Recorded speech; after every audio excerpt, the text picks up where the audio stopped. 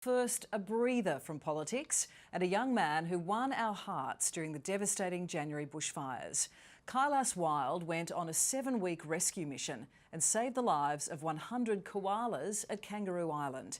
Tonight, his crusade to save them from extinction.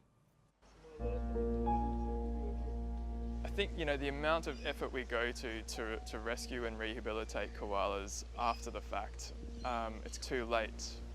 A giant question mark looms over the future of our furry friends. At the end of last century, the koala population was at 8 million. Now, there's less than 100,000. On the mainland of Australia, particularly in New South Wales, they're threatened with extinction, before 2050 at the current rate. This year's bushfires wiped out 3 billion Australian animals, the single worst event on our records.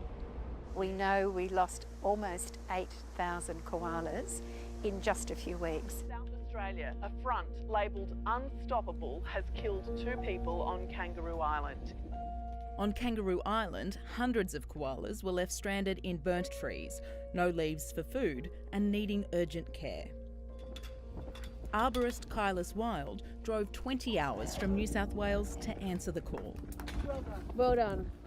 I kind of went anticipating I'd be there for a week or two and kind of maybe help get a couple of koalas, and so I ended up being there for about 7 weeks and crowdfunding a bunch of money and being able to pay for someone to come over from New Zealand to help me, and helped to rescue over 100 koalas that have been affected by the fires. So yeah, it's pretty unreal.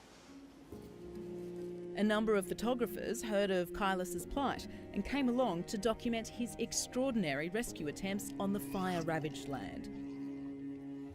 The end result, a book that Koalas hopes will highlight just how close we're coming to losing one of our nation's icons. The last koala actually was just so stressful and so difficult. This koala had actually, climbed out onto the end of a branch and ended up probably 25 metres up in the air, holding on just by one arm to leaves. And it was probably like 40k winds that kind of picked up mid-rescue.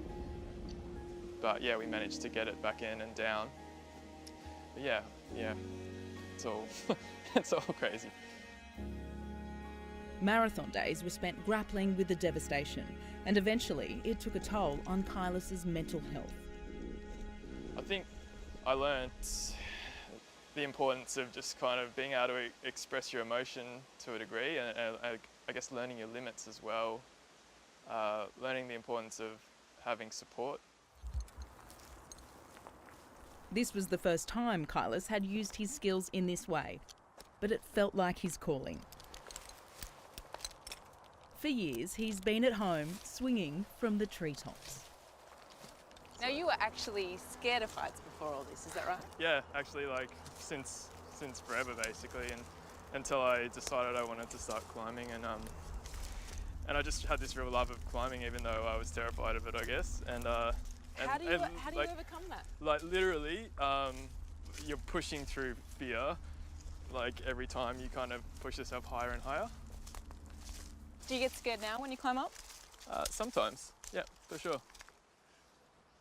His fascination with koalas began 10 years ago, studying native animal rehabilitation at university, and every Sunday driving 3 hours to Biwa for placement at the Australia Zoo Wildlife Hospital. I mean, they're bloody cute, but besides that, I think having this, being a tree climber, they climb trees, I kind of respect that. You feel an affinity towards this them. affinity, right? Yeah, like they just made for tree climbing. I appreciate that. He now volunteers at Port Macquarie's Koala Hospital, where they rescue, rehabilitate and release wild, injured and sick koalas. Our goal when we rescue is to get them back to where they came from, exactly the same spot if possible. Sue Ashton is the president of Koala Conservation Australia.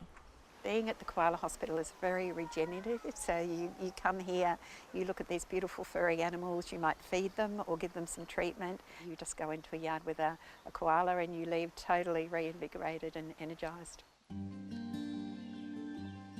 There's Rose, who loves the spotlight. She was more interested in what we were up to.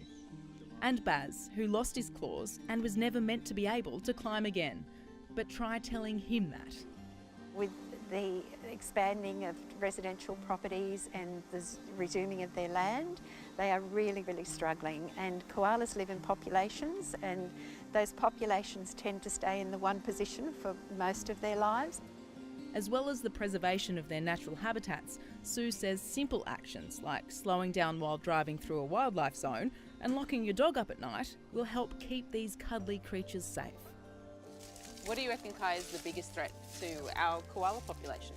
So, I mean, it's definitely the loss of habitat, but now we're also seeing it's climate change. You know, even habitat that we've managed to protect, now we're seeing that's not safe from like these unprecedented bushfires. Just got to address climate change, really, seriously. Isn't he fantastic? And Koalas' book, The 99th Koala, is out now.